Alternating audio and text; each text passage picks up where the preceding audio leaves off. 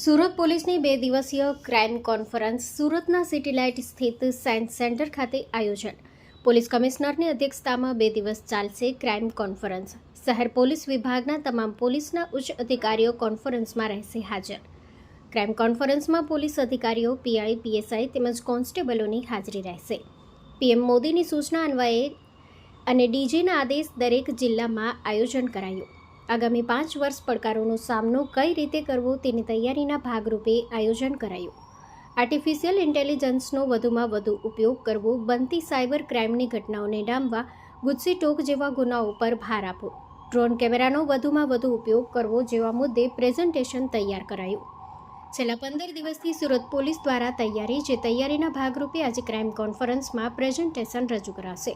શહેરની સુરક્ષા અને સલામતી માટે કયા સુધારા વધારા કરવા જે બાબતોને લઈ 2 દિવસની ક્રાઇમ કોન્ફરન્સમાં ચિંતન મનન કરાવાશે. ક્રાઇમ કોન્ફરન્સમાં 200થી પણ વધુ અધિકારીઓ ભાગ લેશે.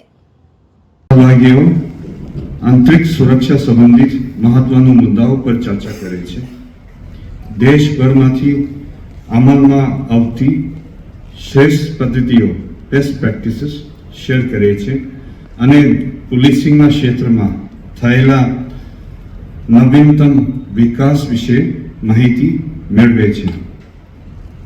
સૌથી અગત્યનું, દેશના પોલીસ વડાઓ વર્તમાન સમયના જટિલ સમસ્યાઓ પર વિચાર વિમર્શ કરે છે અને તે સમસ્યાઓનો સામનો કરવા માટે શ્રેષ્ઠ રણનીતિ અને વ્યૂહરચના ઘડવામાં પ્રયાસ કરે છે.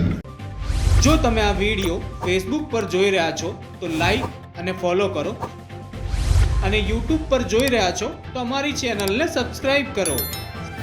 સત્તરે.com આઝાદી સમાચારોની.